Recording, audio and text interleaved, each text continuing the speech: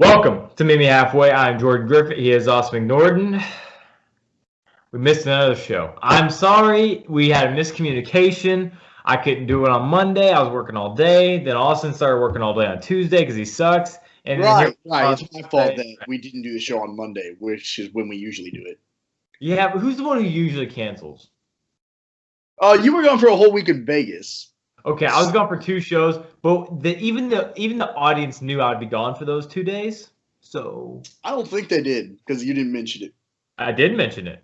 You know what? Just because you got a bunch of earwax in your ears doesn't mean that I didn't mention it. True. Okay, well, we got a lot to talk about. So we're going to start off with some lacrosse. Okay, so just kidding. We're going to the NBA. You guys know what we're talking about. The offseason has officially begun and seems like pretty much wrapped up already, waiting on one guy, pretty much, Kawhi Leonard. So, since we have missed the last episode, I want to talk to you, Austin, about the Brooklyn Nets. They were able to secure Kevin Durant for a $150 million 4-year contract, as well as Kyrie Irving on the same team, and DeAndre Jordan. So, with Kawhi Leonard's future up in the air, let's say that he does stay in Toronto, just for argument's sake. Are the Nets still a favorite to come out of the Eastern Conference with these two? And given Kevin Durant is probably not going to play this upcoming year. No, I still think even Milwaukee and Toronto are both better than Brooklyn at that point. I mean, KD's not going to play the whole year, so I mean that's a significant factor. And you and I are in agreement on this, on the fact that I don't know how well Kyrie can do on his own. I mean, the guy's given us nothing but evidence. When he was with Cleveland before LeBron came and saved him, they were the worst team in the NBA. He joins an Eastern Conference Finals team in Boston. And then the year that he actually plays, they don't get back. He doesn't get him back, and there's so much controversy, so many locker room issues with him the entire season. So Kyrie being by himself for a season, I don't think it's going to work. And then if KD even does come back, let's say in 3 years, if KD even does come back, we don't know how 100% he's going to be. Because like we've talked about so many times, there's only been one guy to really, truly come back from this injury at 100%. And so, no, I don't think they're the favorites out of the East. Especially, I don't even think they're the favorites out of the East if Kawhi goes to the West. I still think Milwaukee's probably better than them, even if Kawhi leaves. But if Kawhi stays, then I think Toronto is probably still the favorite to win the entire NBA, not just the East. So you have Brooklyn at 3rd in the East? I have Brooklyn 3, maybe 4. Philadelphia is going to be interesting, I think. So I put them in 3-4 range, but not the favorites. Nope. Does Vegas say otherwise? Are they the new favorites? I don't have the odds yet for Vegas for the title odds. I don't have those quite yet. I'm sure I'll get them here pretty soon. Maybe by the end of the show. But I also would not even put them in the discussion really right now to come out of the Eastern Conference, because this is a team that. So once again, Kevin Durant's out for the year. Kyrie's going to be your number one guy. You added DeAndre Jordan. I'll get to that fit a little later. So they were I believe the 8th seed last year. Am I correct? Were they the 8th seed? They were a low seed last year. Or no, they weren't the 8th seed. They weren't the 8th seed because the Pistons were the 8th seed. They played Milwaukee. They were a lower seed. So did they even make it then? Yeah, they were in the playoff. I have it right here. They were the 7th seed then. They were the 6th. Yeah. 6. Okay. Pistons, Magic, Nets. So they were the 6th seed. I forgot about the Magic. They were the 6th seed last year. And that was with D'Angelo Russell, who I think is a superior point guard to Kyrie Irving, because I don't get anything outside of the court. At least that's not what we've been seeing. I don't get anything outside ever since he's been to Brooklyn. I don't get anything outside of the gym that I don't want. Plus, he's a better passer. He's a better playmaker. I think he's become a very good shooter. Not as good as Kyrie, and obviously the handles. Kyrie has top 5 handles of all time. That's something I can never deny. Yeah. But the fact that Kyrie went to the team that was supposed to win the title as soon as he arrived, and he made that team worse for 3 years, 2 to 3 years. Yeah, I mean, that was a team that was just right there on winning an NBA championship. He was supposed to be that. But LeBron was in their way. he was supposed to be the difference to get past LeBron. But they were even worse. But they're even worse than they were before he arrived. That says a lot to me. And the fact his wishy-washiness of, oh, if you guys will have me back, I'll resign. You know, I love it here in Boston. Oh, I hate it here in Boston. I want out.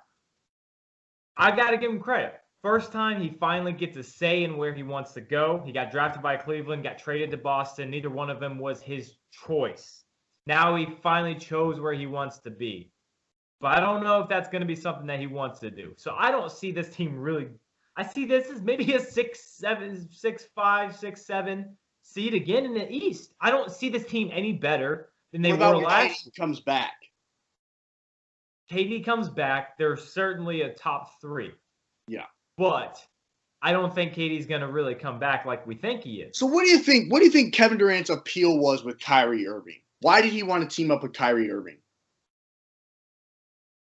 Well, Kevin Durant had a reputation to he's trying to reverse his reputation, and so is Kyrie. And they're both best friends. They have been for a while on the Olympic teams, playing with each other. Yeah.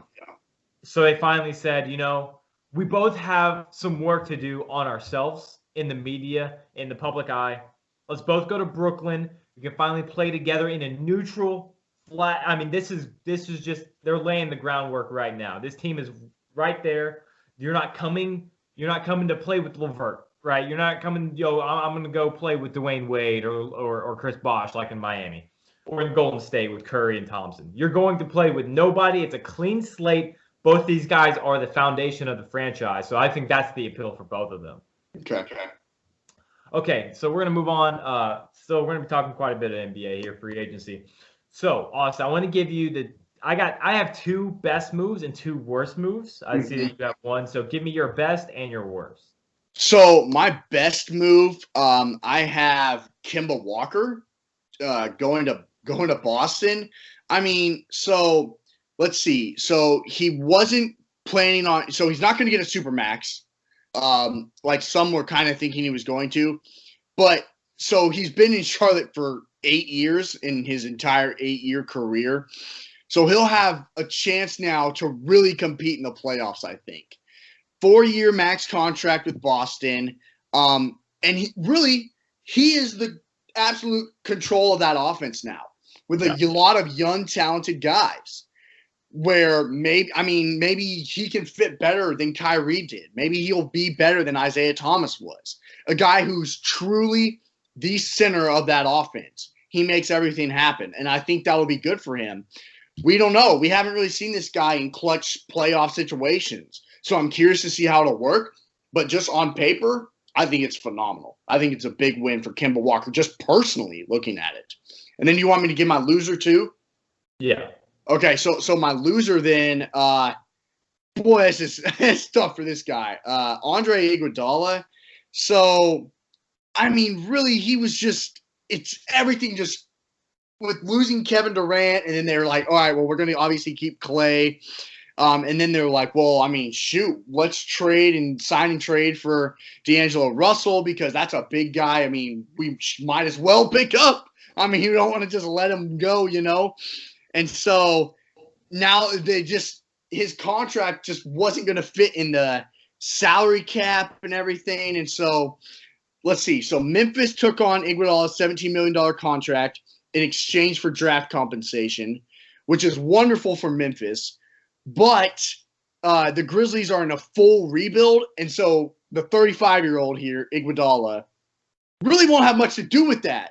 So I'm guessing that he's probably going to ask for a buyout because he's not a part of that team. He's not a part of the future of that team. They don't really need him. So that's just really tough from going from champion, just a beast, and then now no one needs you or wants you. That's tough. That's tough.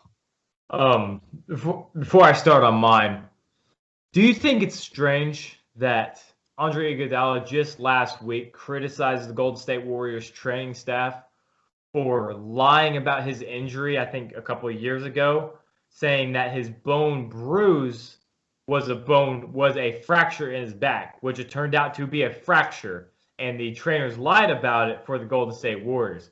He calls them out kind of in support, backing up Kevin Durant, saying, this is not the first time that this has happened where these guys have really screwed us over. Yeah. Next thing you know, you're playing in Memphis with Ja Morant. That's rough. I mean, is that not a spiteful move on the Warriors' part? That's a Finals MVP. That's spiteful. That says a lot. I think that says a lot about that organization. I do.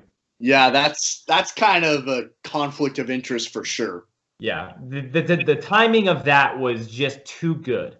It was too it was too suspicious. So I'm gonna go ahead and start with my best. Once again, Kemba Walker. I'm gonna double down on that one. I told you this was my outside of Kevin Durant and Kawhi. This was my favorite free agent out on the market. I think this guy has been hidden in Charlotte, North Carolina. Yes. This is a guy that is a pure shot creator. He can create shots for himself, for teammates. He has ridiculous handles. He's not a spectacular shooter. Mid-range game is his game. He can finish at the rim. Once again, he just makes plays. That's something that Kyrie can't do, but he makes plays for himself rather than helping his team out, assist, dishing the ball off, opening a guy up. So those sort of team moves. Mm-hmm. I think Kemba Walker is going to relish that. The fact that he finally says, man, I'm the best player on the team still, right? But it's not a wide gap like it has been. I have Jason Tatum. I have Jaylen Brown. Al Horford's out the door. But you get the point. So him and Kemba Walker, Terry Rozier basically swap places. Terry Rozier to Charlotte. Yeah. Kemba Walker to the Celtics. I love the move. I think he's better than Kyrie Irving, as well as I think D'Angelo Russell is. So I think that Celtics upgraded. I think even if he's not better than Kyrie Irving, I think it could be a better fit for Boston rather than Kyrie Irving. I mean, they have a similar play style, but at the same time, you have to count on Kemba Walker not experiencing these kind of teammates before. Yeah. Kyrie's had these teammates almost his entire career ever since LeBron joined him in Cleveland. So Kemba Walker's going to walk into there, no pun intended, and he's going to have spectacular talent around him that he's going to finally be able to take advantage of, rather than Kyrie Irving taking advantage of the talent. It's true. Taking it for granted, rather. So, I'm intrigued. I'm very intrigued by it. I am as well. So my second one, I have D'Angelo Russell. Now, let me tell you. Yeah, this is an interesting one because a lot of people would disagree with this. I told you D'Angelo Russell has my favorite play style in the NBA. He's one of my favorite players. I love the way he plays. Stylistically, he does not exactly fit in Golden State. No. But this is why Golden State has one of the best front offices in the NBA. They didn't just sit back and say, well, boo-hoo. Lost KD. Shoot. Dang it, man. Shucks, we lost KD. What are we going to do now? They said, no, we know we're losing KD, but let's go get something else to kind of recoup. Let's get some value so that we don't end up like the Heat. So is it truly a win by D'Angelo Russell or more of a win from Golden State then? I guess Golden State then. I guess I would rephrase it into Golden State rather than D'Angelo Russell. But this is a chance for D'Angelo Russell to really prove his worth. I don't think he's going to make it past the trade deadline because Klay Thompson's going to be coming back kind of around the same time frame. You don't have room for three-point guards. Kevin Durant barely had room for him, and Steph Curry had to take a massive step back for him. And Kevin Durant is not D'Angelo Russell, or the other way around, rather. So I don't see it fitting on the court exactly. I do with Steph Curry, D'Angelo Russell. Maybe one guy has a unit, the other guy has the other sort of thing for a while. But recouping and I think a lot of people didn't really see it as a win because they don't really. What is he really going to do? I mean, he doesn't really. Right. That's the thing. Yeah, I understand that. But how often does a team just recover the day after you lose the biggest player you've ever had? Kevin Durant is the best player in Golden State history that ever played for that team. I think Steph Curry would probably be the best Golden State Warrior ever. When the Cavs lost LeBron both times, they just shoot. Right. Okay. So let's go through that and see what the teams are after the superstar leaves. LeBron James, first time Cleveland. Okay. They get Kyrie Irving. They still suck. Miami Heat, LeBron James leave. Chris Bosh retires. They sucked. LeBron James again with Cleveland. They're terrible now. They definitely suck now. Yeah. Kevin Durant, the Thunder were able to recover, but they've still never been even close to the title contender that they were when he was there. Golden State left, and they got one of the biggest stars in the NBA right after that. So you were able to recoup the value that you had lost, even just that much. Mm-hmm. It works wonders for your franchise because next thing you know, you're not depleted of draft picks saying, well, we don't have a good draft pick because we played so well with these guys, and now we don't have anything, and we don't have any income is what I'm trying to say. Because you had Kevin Durant coming out, you don't have anything coming back in. So they finally get D'Angelo Russell. They can trade him, get some value back, some draft picks, or some players. I love the move for Golden State. For my worst, I have Tobias Harris and DeAndre Jordan. I'll tell you what. So, and I guess, again, I'm not really talking about Tobias Harris. He got paid. Good for him. Okay. He got paid a 5-year, $180 million contract. I don't really like that contract that much. But the thing is... So you're more upset with the Sixers front office. Right. The only reason that they didn't let Tobias Harris walk is because Jimmy Butler walked, and they could not excuse giving up all of those trade assets for those two guys, both of those guys that they got last year, and letting both of them walk out of the door. This was desperation. This was not fit. This was absolute desperation. It says, we're going to get burned at the stake if we let if we let Jimmy Butler and Tobias Harris walk. Yeah. They took the lesser of the two, and they said, take our money. We don't have anything else. Take our money. We're not spending it on anyone else. So right. We might as well have it. Exactly. We gave up all of our trade capital to get you guys. The better one's walking, so I guess we'll give it to you. Take it. That's desperation to me. So I really don't like that move for Tobias. Why couldn't they keep Jimmy Butler? I mean, not everyone's motivated by pure just winning. Maybe you want to go be the guy in Miami. Go experience that weather. Go get paid in Miami. I like the move for Jimmy Butler a lot, but I wouldn't want to play in Philly either. I think the face of your franchise is a guy that plays 20% of your basketball games, and I think the other one doesn't want to play basketball. That's the way I see it for the 76ers. So tough stuff. But my second one is DeAndre Jordan. And once again, I guess the Brooklyn Nets is the loser I'm trying to say here. So they completed their big three a little bit, though, don't you think? Right. You have a guy right behind DeAndre Jordan named Jarrett Allen, former Texas center. This is a guy that is a posterizing center, plays the exact brand of basketball that DeAndre Jordan does. But maybe Jarrett Allen can learn from DeAndre Jordan a little bit. How? They're never going to be on the same. They're never going to be on the court at the same time. His minutes are going to get cut back from what they were last year. So you just basically gave this guy, you gave him the starting center job last year. Said, you're the guy, go block shots, go get some dunks at the rim. They take it away from you. They completely take that away from you. DeAndre Jordan, who is a lesser version of him, I believe, and a declining version of him. They said, you're the starter. You're our guy now because you can't play both of them at the same time. And we're going to give you $40 million over 4 years. Contract's not that bad for what he produces. He's a 10-10 guy now. He's declining quite a bit. So you basically just stunted the growth of one of your brightest players on your team for what? To make Kyrie and KD happy? I don't like the move at all.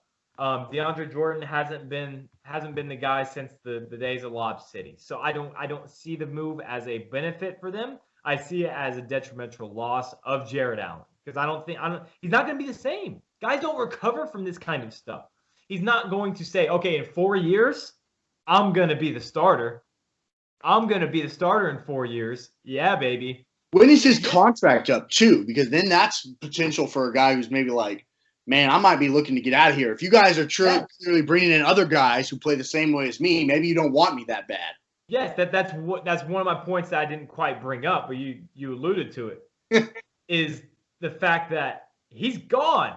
You're going to lose Jarrett Allen because you says, You basically just got an older, less athletic version of myself. You want me to back him up? Hell no. I'm not doing that. I'm going somewhere else because I can start almost anywhere in the NBA, especially with my athleticism. So I hate the move. That's I think the worst move of the offseason for the Brooklyn Nets. So, okay, we're gonna go with heroes and zeros. This are for the teams themselves, which I guess I kind of showed my hand a little bit. So Austin, go ahead. All right. Well, I mean, okay. Let's see here.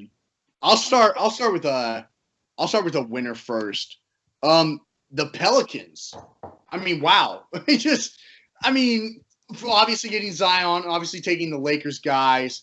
But then they made a couple other moves that kind of flew under the radar.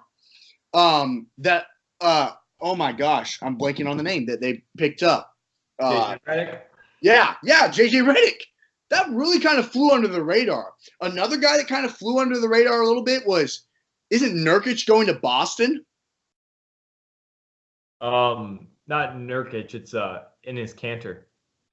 Is it Enes Kanter? Right. Yeah. All right. I couldn't remember. I thought it was Nurkic, but it might be Kanter. But yeah, that was a move that completely flew under the radar. A really good shooter that could be added to this team because, as we know, Lonzo's not that tremendous of a shooter, neither is Brandon Ingram's. And Zion, I don't expect him to be a great shooter. Real quick, with the Pelicans, they also got Jackson Hayes, the center from Texas, who a lot of people say in 2 years, this guy's going to be a perennial all-star. Wow. There you go. Yeah.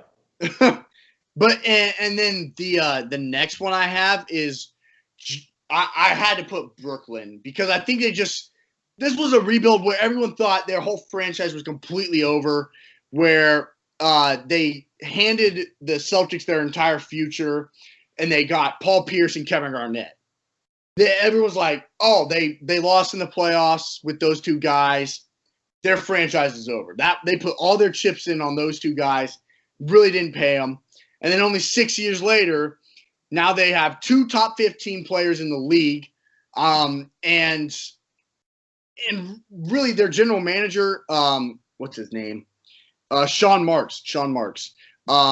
He rebuilt the team. A team that was completely down. No one thought had a chance. Stole 2 guys from the other franchise that in your city that everyone thought they were going to. Really impressive just from that standpoint. And then my losers, speaking of, the New York Knicks. So literally they traded Porzingis. They made all these moves, and then they didn't get either of them. They didn't get KD, who they wanted. They didn't get Zion. They didn't get Kyrie. They didn't get Kimba. They didn't get Jimmy. They're not going to get Kawhi. I mean, I guess I don't know about Kawhi, but I'm pretty sure they're not gonna get Kawhi. Really, if you're a Knicks fan, I mean, you just hate to see it. You just hate to see it. I mean, I can't. I texted Owen, our friend Owen, because he's a huge Knicks fan. I was just like, man, this is tough. That's just got to be tough. And we've seen all the videos about Stephen A. Smith, and it's been really comical more than anything else, to be completely honest. And then the next one I actually have Charlotte. I've made some notes here. I actually have Charlotte as a loser because why wouldn't they want to give him a supermax deal? I mean, he's only Kimba. Speaking of Kimba, he's only 29 years old. He's coming off probably his best season in his entire career last year. He's a good defender, and I don't understand because now it's like, where are they going to go from here? I don't know how they're going to draw in any free agents in the future because there's no one really there. I mean, Terry Rozier, that's not a free agent guy that you're like, oh, hey, look who we're building around. I don't understand what they're really trying to do, but maybe that's just something in the future that they know that I don't. But I don't understand why they weren't really willing to give Kimba what he wanted, because I'm pretty sure he wanted to stay there. I mean, I heard him talking about that, and he's pretty darn good. So I don't understand. So I actually have them as a loser as well. Okay, for my heroes, again, we have There's just so much to unpack with all of these. That's why it's just like there's just so many details about every single one that it's hard to put into words sometimes.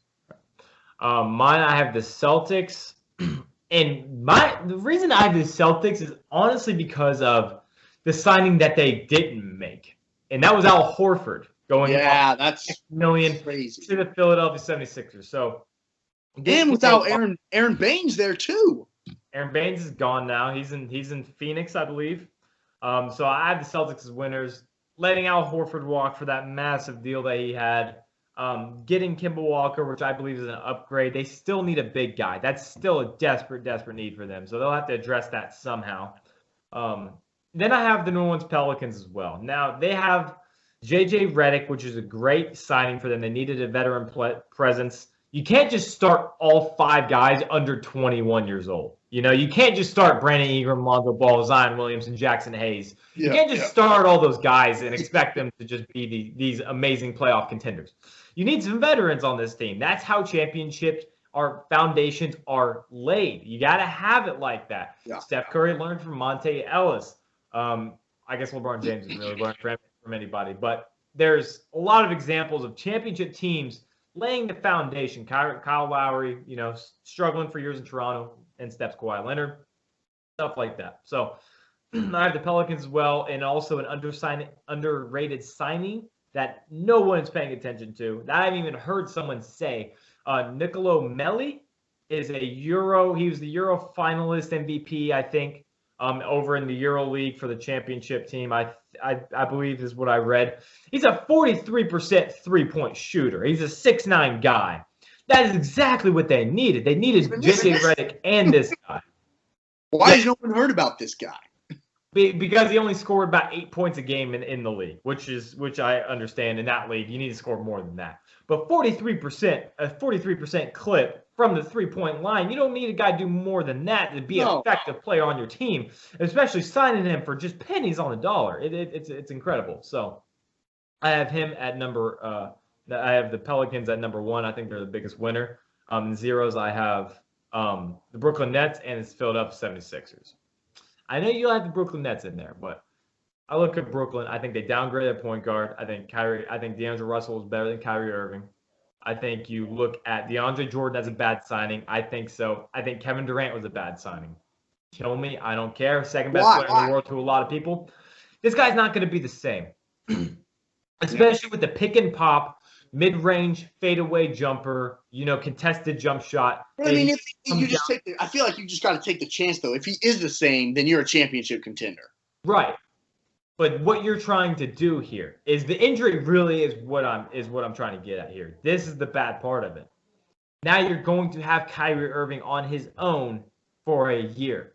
And then you'll expect Kyrie Irving, who has become power hungry at this point, in a Brooklyn Nets uniform, to just hand over the reins to an injured, hobbled Kevin Durant at 31 years old. That's not going to happen. You're going to have a power struggle. I feel like, though, those two, when they came into it together, they have probably an understanding, though. Understand that Kevin Durant's not going to be as good as he was, and that Kyrie Irving's going to have to be the best player on this team. I don't think Kevin Durant will ever be better than Kyrie Irving on this team.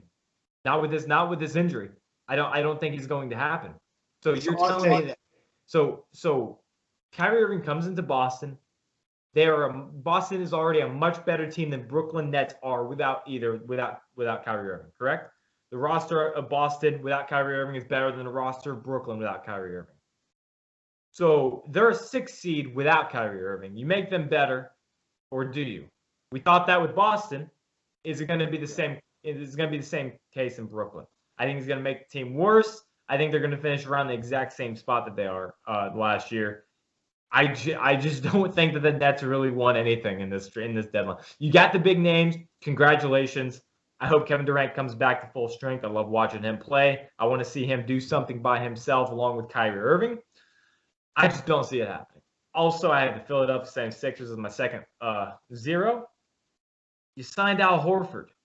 Now, you know what? That could actually be a positive signing because Joel Embiid only plays about 2% of the games that you guys actually play in. So that's kind of an insurance policy for Joel Embiid. But then you threw money at Tobias Harris, the lesser of the two that you traded for at the deadline. Jimmy Butler is now gone. You're now looking to extend Ben Simmons, which we don't even know if he wants to play the game. You're about to extend him. The Nets are a mess to me. Or, excuse me, the 76ers have been a mess to me. A lot of people are saying that they are the winners of this deadline. I don't see it because they're a good defensive team now that they get Josh Richardson from Miami in the sign and trade for Jimmy Butler. Josh Richardson is going to make you a better team? No, I don't think so at all. Al Horford, how is that going to fit when Joel Embiid's on the floor? I don't like this. Another guy. What about Hassan Whiteside in Portland? That could be fun. That was a good signing. I like that one a lot.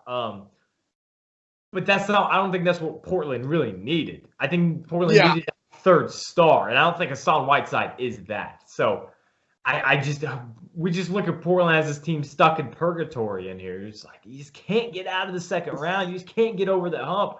I just don't know if Hassan Whiteside does it, but I do like the move. And lastly, about the NBA, there are rumors. Kevin Durant was not offered the max by the New York Knicks. Now, first of all, Austin, do you believe this? And second of all, do you think the Knicks are in the right or wrong? I don't think I believe it. I mean, he chooses to go to Brooklyn, and then New York's like, oh, no, we just didn't want to offer him the max deal. That's why he didn't choose us. Yeah. I don't believe that. I think he just didn't want to go. I think he just wanted to go to Brooklyn with Kyrie. I really don't think – I don't believe it. And let's say if it is true, why not? I mean, like, I understand that he might not ever be the same again. But, I mean, I think you got to take that chance. You know what he'll do even if he is. I mean, if he does get back to how he is, you know you'll be in the finals. I mean, so I don't understand why you wouldn't offer him, but I don't believe they even offered him. I don't believe they did. I think they come out, I think they offered him, but he just didn't choose it. And so they're like, oh, he didn't choose us. Let's say something to make it seem not as bad. And it might have made it seem worse. Yeah. I think it might have made it seem worse, honestly. I guess I'm just seeing everything the exact opposite. I mean, it's tough for me because I agree with them not if they did. Again, we're not. So what I'm hearing from you is you have no faith that KD will ever be remotely the same again. Yes. Jeez. I'm sorry. Yeah. I would rather take a chance on RJ Barrett's growth than sign another bad contract. The Knicks are the king. They're the best. The Knicks are the best in the NBA at signing awful contracts. You do not want to give out another one. You just say, you know what? We're done giving these. I don't know if that's exactly what they were thinking. I'm hoping so. They said, okay, KD, we're done giving these contracts out to guys that don't deserve them. Joakim Noah, especially. Amari Stoudemire, injury. Joakim Noah just sucked. I like the move. If you don't give him the max contract, I like that they did that. They said, if you want to come here and play with the Knicks, we don't know that you're going to be the same. We can't put that faith in you because we are rebuilding right now. We cannot afford you to take up 90% of our cap for a guy that's not going to be what we signed up for. So we're not going to give you the max deal. Once again, I do not know if this is true. I don't believe it is true, but if it is, I still think it's smart from the Knicks. I don't see KD as the same player, and I don't think he's going to be. Achilles, I mean, in every sport, the Achilles is the worst injury you can get. Eric Berry is the epitome of this. Eric Berry was the best safety in the NFL. Now is still a free agent. Did you know that? He still has not been signed by any NFL team. Was released over 2 months ago by the Kansas City Chiefs. Now, I know that's football. Completely not even in the same world right now. This is still a considerable injury that at the age of 30, he'll be 31, going on 32 by the time he's ready to play, Austin. Yeah. That is beyond his prime. I just don't think he's going to be the same guy. I don't think he deserves a max contract. I don't know. I'm harsh. I'm harsh. I'm cold-blooded. Where's Kawhi going to go? Let's hope to God it's Toronto. I didn't even put it as a topic. Yeah. I didn't even put it as a topic on here because we're just gonna go around in circles until he picks. I mean, it's true. No one's gonna be right. No. Have you seen all the Kawhi watch? It's like good grief. We'll talk about it when the news drops about it. That's fair. Okay. So moving on to the MLB, the All-Star break is among us. It's going to be here, I think, next weekend. Here, pretty close. Austin, we were talking about possible All-Star snubs. Most of our guys made it onto the teams, but do you agree with the All-Star selections, and what kind of snubs do you have for me? I wish that Jorge Soler was in the home run derby. Yeah, I did. I mean, I understand him not being, but I mean, the guy has just so much power. I like to see guys that in the home run derby, they just absolutely crush it. They might not get the most, but they'll hit it the farthest. I like that. I like guys who just absolutely hit it 470 feet through the air. Yeah. I like that more so than, I can get it over the wall 20 times. I want to see guys who can hit it 460 feet 10 times, But obviously, this is one that you and I both have. Max Kepler for the Twins. So this guy is 304 at-bats, 81 hits. So he's batting 266 on the season. 54 runs, 53 RBIs. And then his slugging percentage is 539 OPS. 1,000 is kind of where you want to be. He's in that 800, 882 range. Which is still spectacular, by the way. Which is really, exactly. I don't want to, that's spectacular. 1,000 is outstanding. He's still in pretty damn good categories. Absolutely. And so this is a guy who, and for the Twins, who have just been pretty much dominating the AL Central, I think this is a guy who kind of got left out. And then I'll go with a pitcher, because you have a pitcher as well. I'll go with Ken Giles. He plays for the Toronto Blue Jays. He's their closer. So he has appeared in, he's appeared in 30 games this season, and he has 13 saves. And in those 30 games, he has 52 strikeouts. This guy is incredible. He's only given up 4 runs in all of those games played. So 1.2 ERA, and he has 13 saves, 52 strikeouts. And this has got to be, whether he's an all-star or not, this has got to be the leading contender for comeback player of the year.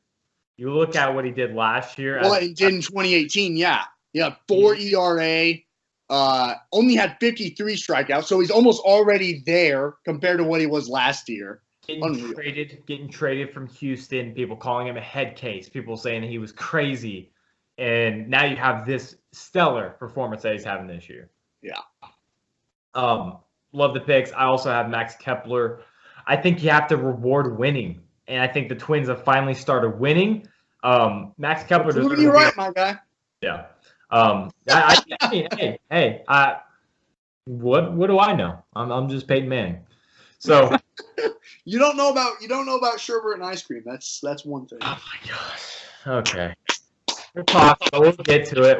Of course, I have to mention it as the first show back from the debate that we've ever had. So, I'll go with Max Kepler as well. He basically listed off all the stats. So I'll move on to my next one, a pitcher. And this is a guy that's finally, I like guys getting rewarded for really just grinding out careers, really sticking in there. Because now this is a guy who isn't necessarily being rewarded for winning with Oakland, but not exactly. I mean, they're around. She's putting up good numbers. They're a slightly above 500 team now. They're getting there right now. But Liam Hendricks, now he's a reliever, 1.9 ERA on the year. He's 3-0. He's pitched. He has had 48 and 2/3 innings pitched. Only 17 walks. He's only allowed 34 hits, 60 strikeouts. And once again, a 1.29 ERA is absolutely stellar. He's pitched in 40 games. That's not a small sample size for a reliever.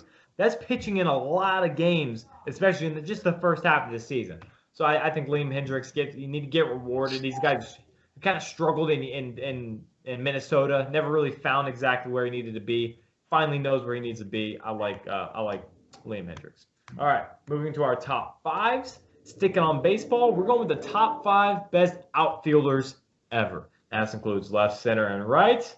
Kind of the criteria is anything that you really think of. So I factor in era of when they played, what they were asked to do as a 3-4, 1-2-3 hitter, Gold Gloves, anything like that. So Austin, I'd love for you to go first. So number one, I'll start with 5. Okay. I have Ted Williams. So this is a guy who missed 3 seasons in what would have been his prime because of World War II, and which is just so crazy. He had these are career stats: 344 average, 521 home runs, 1,839 RBIs. He was just a monster. He was top 7 in the MVP vote 12 times in his career. And I know this is a guy that you left out just barely on your list. And he's my number 6. He barely left him out. This guy is definitely top 10. I mean, if you don't have him in your top 5, that's understandable. But he definitely needs to be in your top 10. And so next I'll go with, let's see, who did I have? Babe Ruth. I mean, got to be one of the most influential players of all time in the game. I understand maybe his era that's probably what you're going to base off of. He might not have played against some of the best of all time, but he was like one of the first to really ever do it, put a name on the game. Everyone recognized him as the best, playing for the Yankees, of course. Again, above 342 average, over 2,000 RBIs, over 700 home runs. And he was just in that era. He was so far and away better than everyone else. Yeah. That's the difference to me is, he may not have played against the best, but in that era, he was so much better than everyone. And that's a big difference. Number 3 I have is Willie Mays, played for San Francisco, very recognizable for San Francisco. So most of these guys have been just beast bats, and this guy was a great defender. That's what I think makes this guy. He was so fast. He won 12 consecutive Gold Gloves from 1957 to 1968. 12 in a row. That's really hard to do. So, I mean, he still bats above 300, of course, over 600 home runs, he has 1,900 RBIs.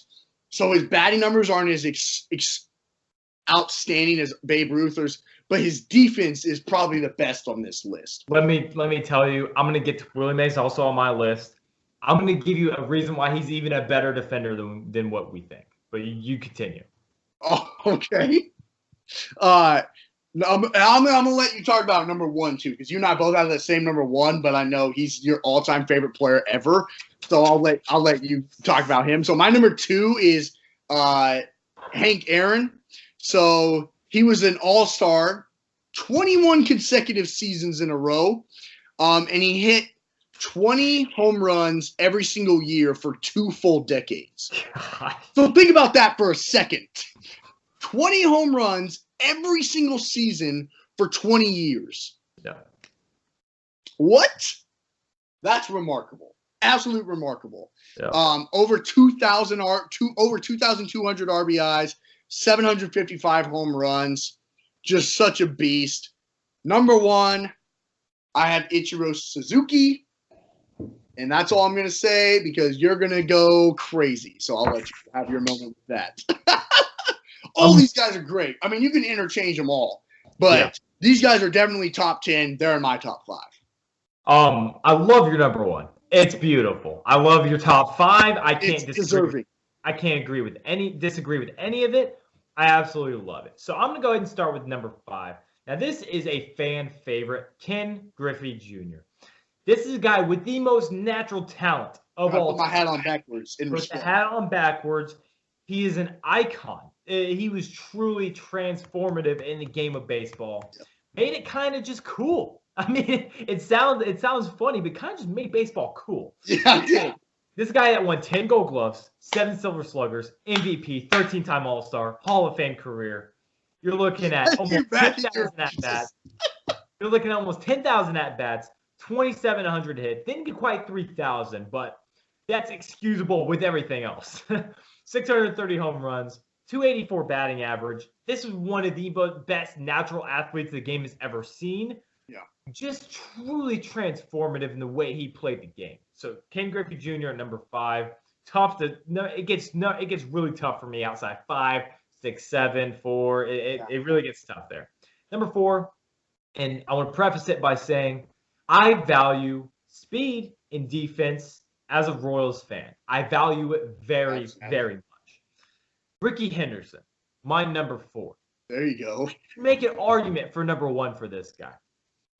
10,000 at-bats, 3,055 hits, 297 home runs. So this guy wasn't just a wall scraper. This guy had some legitimate power in his day. 279 batting average, 1,115 RBIs, 2,295 runs. He's scoring from first every time. Here's the best part.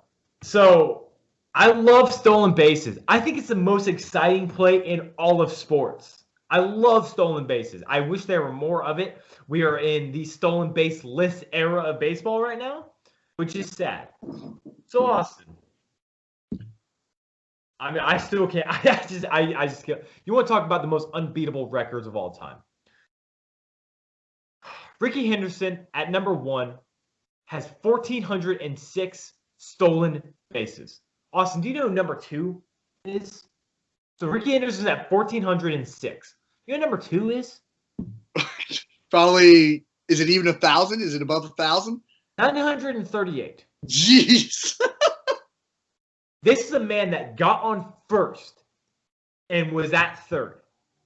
Automatically. You couldn't throw him out. He had the perfect jump. He was great in the field. He could get the ball anywhere in the field where he wanted to. First to third every single time he's on the base. I love that. I could make an argument for him at number 1, but I have him number 4.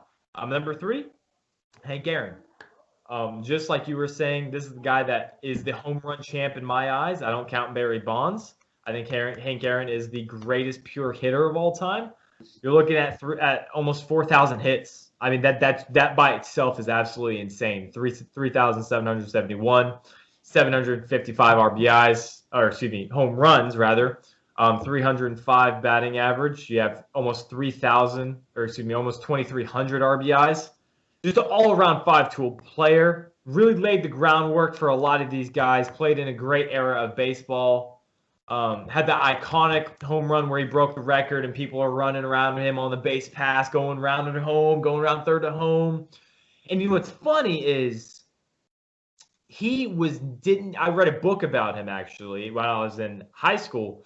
He never considered himself a power hitter because he considered himself a line drive hitter. Because he wasn't a guy that was a moonshot type of home run hitter. He was a line drive, get it out of the park in a hurry kind of hitter. Very interesting that the best hitter of all time didn't consider himself a power hitter. Yeah, I think it's kind of cool. For number 2, I have Willie Mays. Truly special this guy was. 2-time MVP, 24 All-Stars, 12 Gold Gloves, 2-time AS MVP, Rookie of the Year, 1954 World Series champ. Had the most iconic catch of all time in that World Series. Able to catch it and really got the ball in before the guy was able to advance another base. 10,000 at-bats, 3,283 hits, 660 home runs, 302 batting average, 1,900 RBIs. So this guy's a 5-tool guy once again. He could do everything on the field that you could ask. So we were talking about Gold Gloves, right? And how his defense was unlike any other. Think about this, Austin. He played in Polo Grounds. Incredible. He got 12 Gold Gloves. In the hardest place to play ever.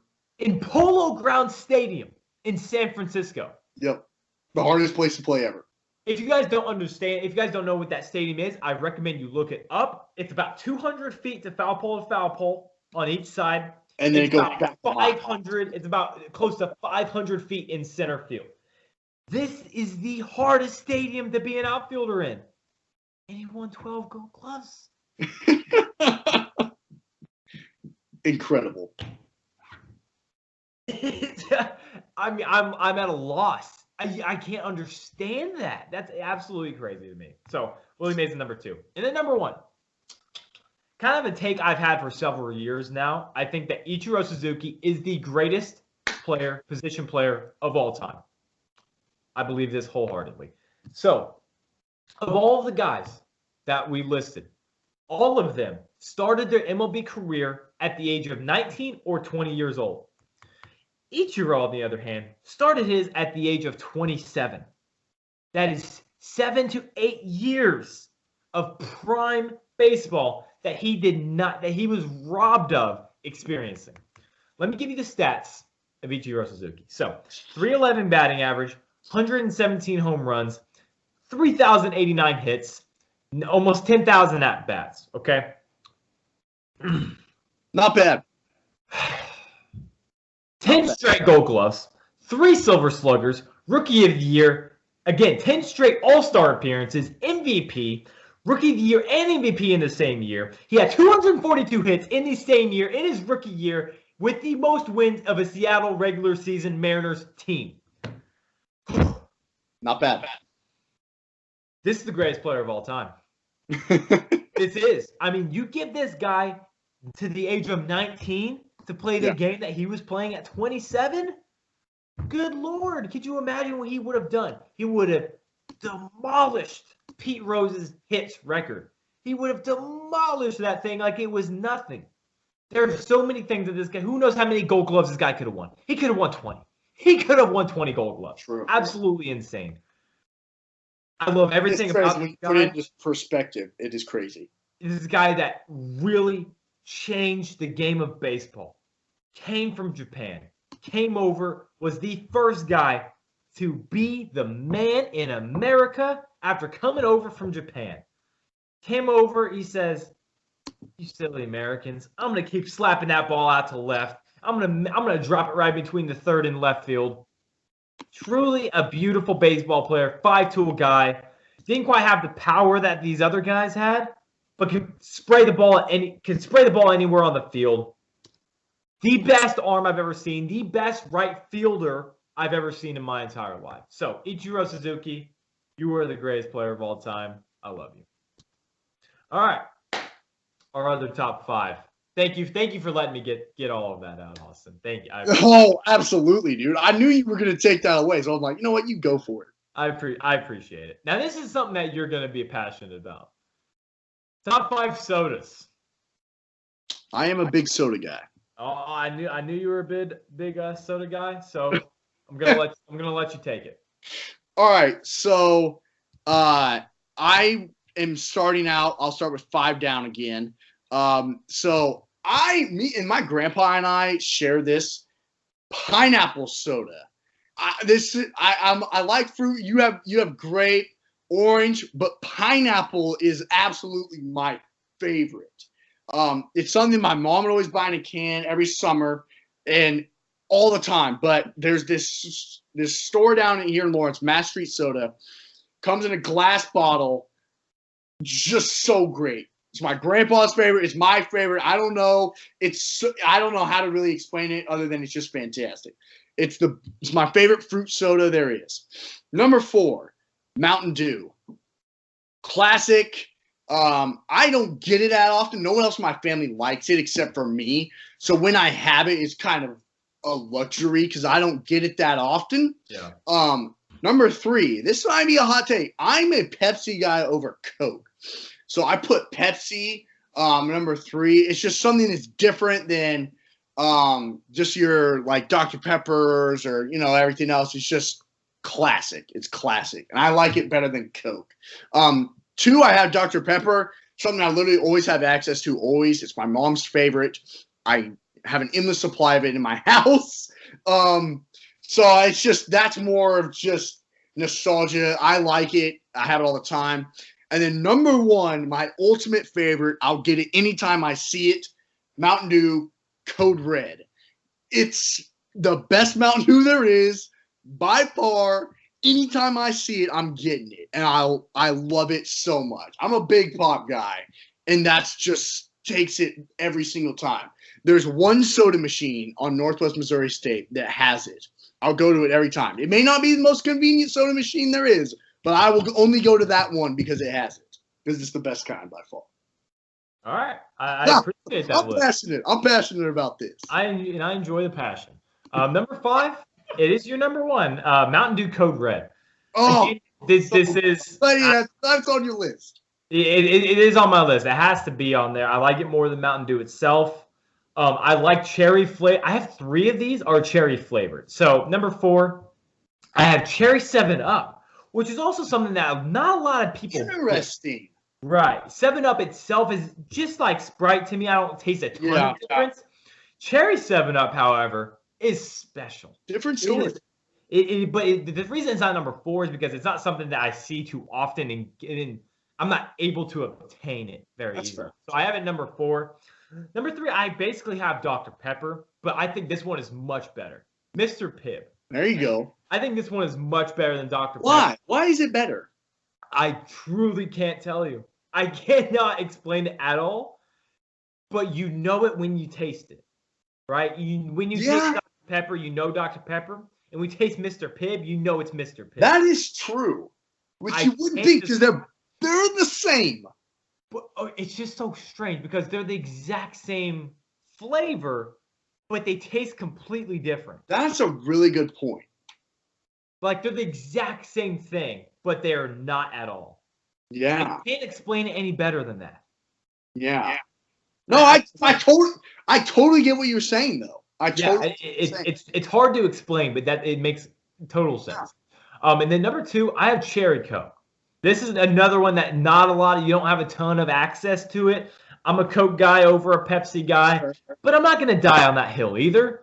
But no, I'm not either. Yeah, I'm not either. Yeah, Cherry Coke, I definitely love. That's something that you definitely taste the difference in it. It is truly something that is its own thing. You have Cherry Coke, and it just doesn't even taste like Coke anymore. So I got Cherry Coke at number 2. And then number 1, you said it. You kind of had it, kind of alluded to it. Sunkist grape soda.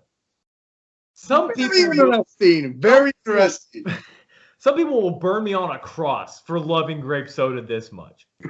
Grape soda is my blood. I love grape soda so much. People say it tastes like cough medicine. I don't see that at all. Sunkist grape soda is something that I can't turn down at any moment in life, even if I got diabetes. I gotta drink it. I have to. It's just the best soda out there. Interesting. Very interesting. Yes. Okay, moving on. We're going to do their Twitter. We got 2 Twitter poll questions of the day for you. But first, I have to admit defeat. I lost the Sherbert battle. Let me look at the stats. The people have spoken. And First of all, in all seriousness, thank you guys for voting. 138 votes we had on this poll. My whole entire city knew about this vote. I was working the other day, and someone came up to me that I really don't know too well and said, "You were right." And I was like, "All right." I was like, the whole city of Eudora knew about this vote. That's spectacular. And we put out a 2-minute video, me defending my point, Austin defending his. It had nearly 1,400 views. These are numbers that I will be okay if I lose in the poll with. If we get those, I'm okay with those numbers. But lost 70-30. Tough loss for me. I'll be honest with you. I'm still staunch in my approach. I still think that is fair. It's okay to be wrong. It's okay to be wrong. In our other poll that apparently didn't get very many votes, just 30. Steph Curry wins the prettiest jump shot in the NBA history, which is saddening. I put it on there kind of as a joke. He ends up winning it. Funny. But Austin, I'll admit defeat. I lost this one. Thank you, people. I appreciate it. My biggest My downfall was the fact that it's called sherbet, that it has its own name. That was my biggest downfall. Hard debate against that. Scientifically, and the definition of ice cream, sherbet falls under. But it does not seem like more people agree with that. That's okay. That's something I can live with. I can live with that. The 30%, I'm talking to you guys, 30%. Thank you guys for voting for me. I cater to you. I am the 30%. Austin, you can take that 70%. I don't get that out of here. 30%, I'm talking. I'm representing all of you. Thank you guys. Thank you guys for voting for me. I appreciate the effort. Just didn't work this time. Okay, so our Twitter poll questions this time, non-sports, is what is Marvel's best anti-hero? Blade, the Punisher, Wolverine, who is now Marvel newly, or Deadpool? This one's very interesting. I think this one's going to be very even. Could be. And then the sports one is, what is the most exciting part of the NBA This season? is a very intriguing question, honestly. Is it the playoffs? That includes the finals. Is it the All-Star break, dunk contest, three-point shot, All-Star game? Or the off-season? Jeez. I think there's a clear-cut answer to that. And I think it's sad. It's sad, but I think I know it's the off-season, which is so sad. But Best part of your season when the season's over. Yep. That's so sad. It's like watching a bad movie. What was the best part? When the credits roll. And for me, the Marvel's best anti-hero, Wolverine. For me, Wolverine's my favorite hero. I'd say Deadpool. Deadpool? Can respect it. Okay, we're going to have to wrap this up. We'll save Fact or Fiction. Austin's got to go. We'll save Fact or Fiction for you on Monday. So I'm going to leave you with Jordan's bet of the day. I got Ben Roethlisberger at plus 4,000 to win NFL MVP. You got to go bet $10 on that. Well worth your money. Good grief. Now, MVP odds are very high because there's so many candidates and you never know who's going to win. I mean, I couldn't imagine what Patrick Mahomes' MVP odds were before the season started last year. You would have won. You would be a millionaire if you put $20 on that this year. Plus 4,000. This is a guy that I think is going to win MVP. I think he has a lot of motivation. Plus 4,000, put $10 on it, win 400. And then Carson Wentz at plus 1,900. I think that's another solid option just to put $10 on, win 190. Good bets for both of them. They're both very high odds. So I think MVP for Roethlisberger plus 4,000 and Wentz at plus 1,900. So today in sports history, Luke, there's a lot of things that happened in Wimbledon. A lot of MLB records broken, but this was the one that stood out to me the most. Lou Gehrig's jersey was retired today in 1939. One of the greatest faces in entire baseball. Again, a New York Yankee as well. And yeah, his jersey was retired today. That's today in sports history. Okay, guys. Thank you for watching. This is Meet Me Halfway. Also say bye, people. Enjoy Independence Day, y'all. Yes, sir. Independence Day, not 4th of July. We are independent. Britain, hold it. Hold it. England, holding this big L. Holding this for 200 years. Suck it, Britain. Hold it. Hold it. This is Meet Me Halfway. Britain's holding the L. Jordan Griffith, Austin McNorton. Thank you guys for watching. Go blow some stuff up tonight. Absolutely.